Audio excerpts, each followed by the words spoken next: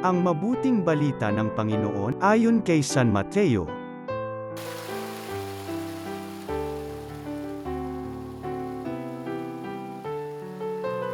Noong panahong iyon, sinabi ni Jesus sa kanyang mga apostol, "Humayo kayo at ipangaral ninyo na malapit ng maghari ang Diyos. Pagalingin ninyo ang mga may sakit at buhayin ang mga patay. Pagalingin ninyo ang mga kitongin at palayasin ang mga demonyo. Yamang tumanggap kayo ng walang bayad, magbigay naman kayo ng walang bayad.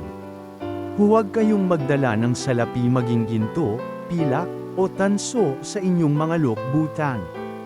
Huwag din kayong magdala ng supot sa inyong paglalakbay, ni bihisan, pampalit na panyapak, o tungkol, sapagkat ang manggagawa ay may karapatan sa kanyang ikabubuhay.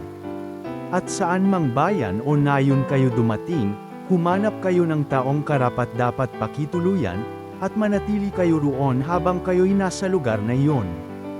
Pagpasok ninyo sa bahay, sabihin ninyo, maghari nawa ang kapayapaan sa bahay na ito.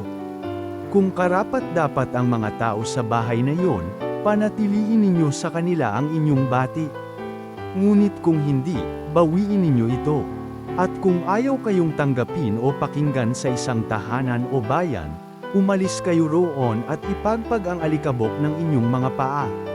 Sinasabi ko sa inyo na sa araw ng paghuhukom ay higit na mabigat ang ipaparusa sa mga tao sa bayang yaon kaysa dinanas ng mga taga-Sedoma at taga-Gomorrah." Ang mabuting balita ng Panginoon.